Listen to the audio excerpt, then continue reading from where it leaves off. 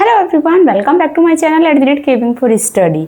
Today we are going to learn the types of conjunction. In the previous video we have learned what is conjunction with the example. हमने example के साथ conjunction को पढ़ा था कि conjunction क्या होता है. So I will give the link in the description box of the previous video in which we have learned what is conjunction with the examples. So conjunction simply क्या होता है, एक वो शब्द है हमारा, वो वर्ड है that joins words, phrases and clauses together in a sentence, जो हमारे सेंटेंस में वर्ड्स को जोड़ने का काम करता है, फ्रेजेस को जोड़ता है और क्लोजेस को जोड़ता है सेंटेंस में. फ्रेज और क्लोज क्या होते हैं ये मैंने आपको अपनी कंजंक्शन वाली वीडियो में पढ़ाया हुआ है कि फ्रेज क्या होता है और क्लोज क्या होता है. Watch my previous video to learn what is conjunction and what is phrase और क्लोज क्या क्या होते हैं. ठीक है, now today we will learn types of conjunction. There are 3 types of conjunction. 3 type की कंजंक्शन होते हैं. कौन कौन से होते हैं हमारे? First one is coordinating conjunction, second is subordinating conjunction and third one is correlative conjunction.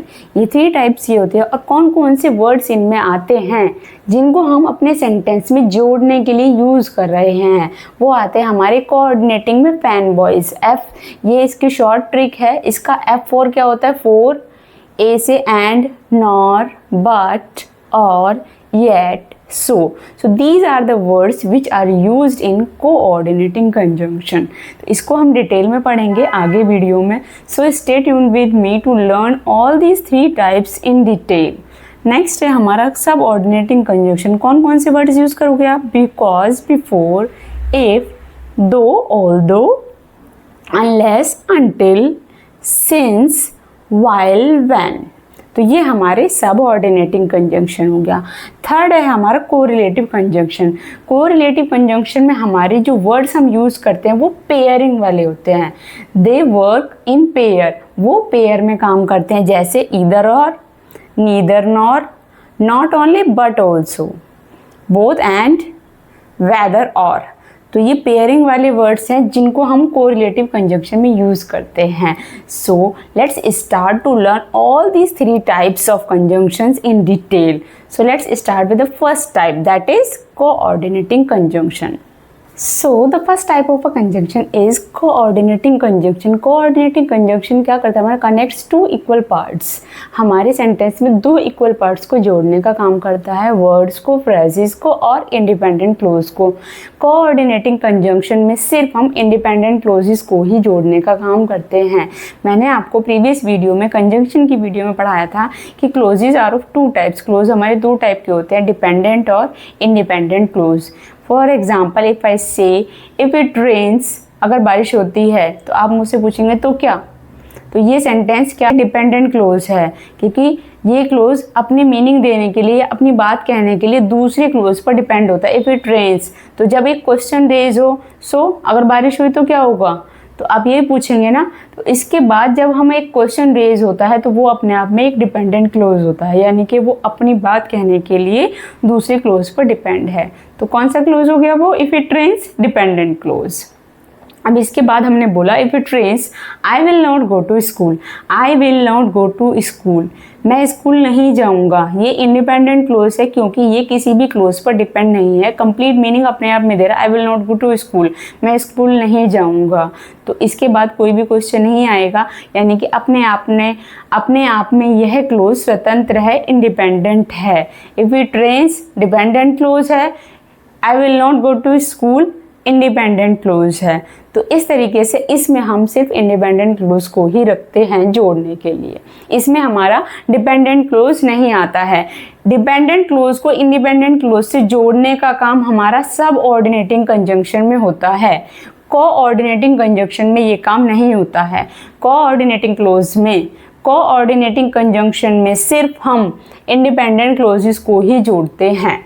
ठीक है, नेक्स्ट हमारे अब कौन कौन से वर्ड्स हैं जो हम कंजंक्शन का यूज़ करते हैं कोऑर्डिनेटिंग कंजंक्शन में? F से 4, A से एंड, N से नॉर, B से बट, O से और, Y से येट, S से सो.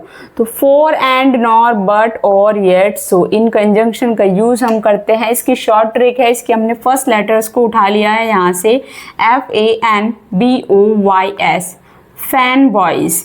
इजी लर्न करने की ट्रिक है कि हमको कैसे याद करें कौन कौन से वर्ड है फैन बॉयज, ठीक है, कोऑर्डिनेटिंग कंजंक्शन में आता है। तो first type is for.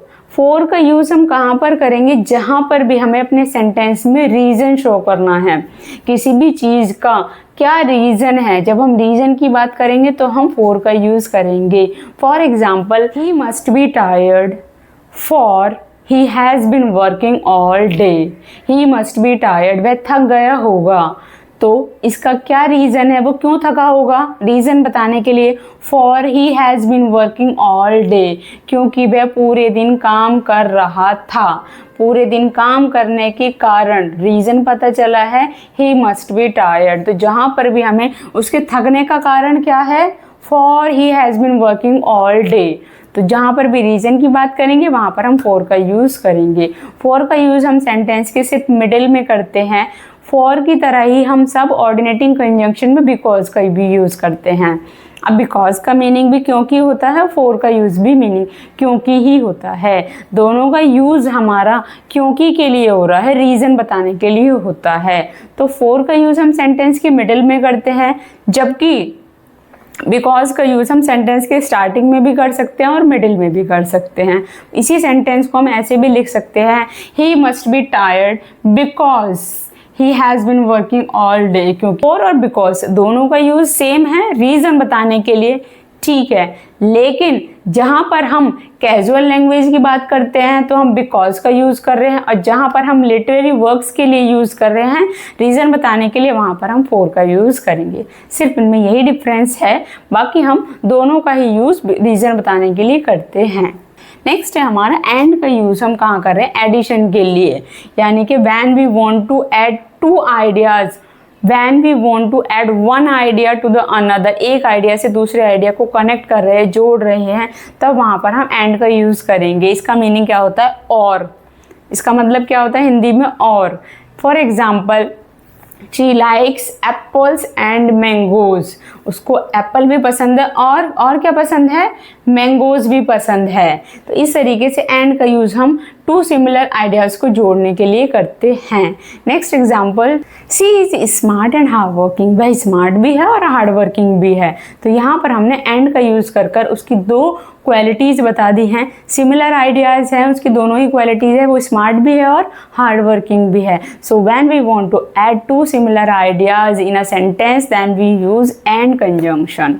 Next है हमारा नॉर। जब हम नेगेटिव बात कहते हैं तब हम वहाँ पर हम नॉर का यूज़ करते हैं। For example, he doesn't like T nor does he likes coffee, यानी कि उसको ना तो चाय पसंद है ना ही कॉफ़ी पसंद है। ही डजेंट लाइक टी, उसको चाय पसंद नहीं है, और क्या पसंद नहीं है, nor does he likes coffee, ना ही उसे कॉफ़ी पसंद है।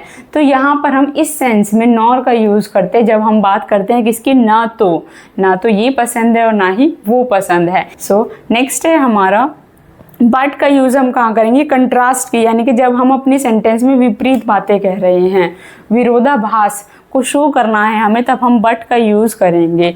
For example, he studied hard, उसने बहुत कठिन परिश्रम करा, बट ही फेल्ड, लेकिन वो फेल हो गया। कठिन परिश्रम करने के बाद भी वो क्या हो गया, लेकिन फिर भी वह फेल हो गया। तो यहाँ पर हम कंट्रास्ट दिखा रहे हैं, एक तरफ हम दिखा रहे हैं हार्ड वर्क किया है उसने, और दूसरी तरफ हम क्या दिखा रहे हैं, वह फेल हो गया। तो यहाँ पर जब हम कंट्रास्ट की बात करते हैं तो हम वहाँ पर बट का यूज़ करते हैं।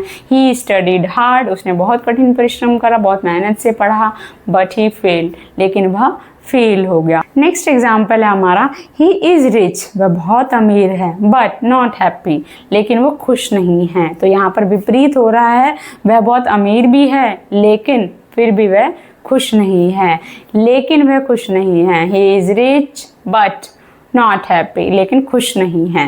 तो जहाँ पर भी लेकिन की बात आएगी वहाँ पर कंट्रास्ट की बात आ रही है तो हम बट का यूज़ करेंगे, ठीक है। नेक्स्ट है हमारा और कंजंक्शन, जहाँ पर हम चॉइस की बात करते हैं, यानी कि या तो ये या तो वो चॉइस होगी, तब वहाँ पर हम और कंजंक्शन का यूज़ करेंगे।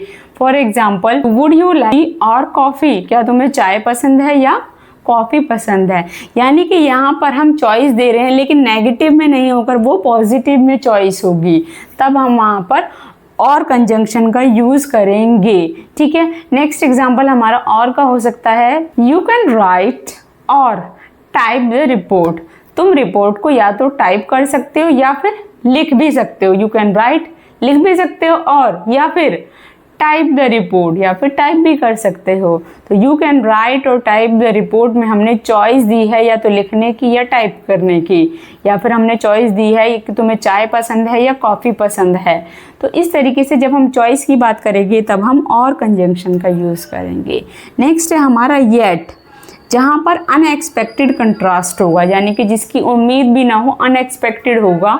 यानी कि इसका क्या मीनिंग होता है हिंदी में, फिर भी ऐसा हुआ। For example, she is old, वह बहुत बूढ़ी है। अब इसका अनएक्सपेक्टेड एक सिचुएशन है, येट वेरी एक्टिव, लेकिन फिर भी वह बहुत एक्टिव है।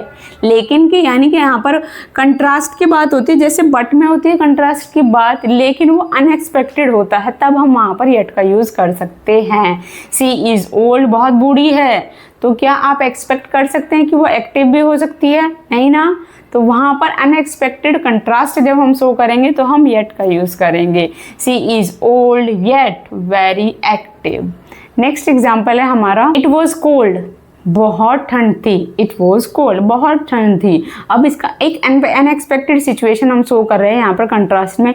It was cold yet they went swimming, फिर भी वो स्विमिंग के लिए गए। तो यहाँ पर अनएक्सपेक्टेड है, अगर ठंड होगी तो यू कांट एक्सपेक्ट, या आप उम्मीद नहीं कर सकते हो कि आप स्विमिंग के लिए जाओगे।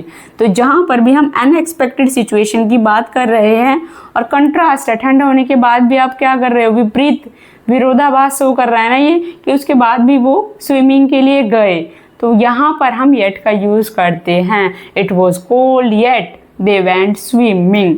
ठीक है, तो इस तरीके से हम येट का यूज़ फिर भी यानी कि कंट्रास्ट शो करने के लिए कर रहे हैं, वो भी अनएक्सपेक्टेड होगा।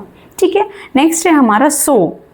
जब हम अपने सेंटेंस में रिजल्ट दिखाने की बात करते हैं, यानी कि इसका हिंदी में मीनिंग होता है इसीलिए रिजल्ट बता रहे हैं, तो हम वहाँ पर सो का यूज़ करेंगे। For example, he studied hard, उसने बहुत कठिन परिश्रम करा, तो उसका क्या रिजल्ट हुआ, सो ही पास्ड द एग्ज़ाम, इसीलिए वह एग्ज़ाम में पास हो गया।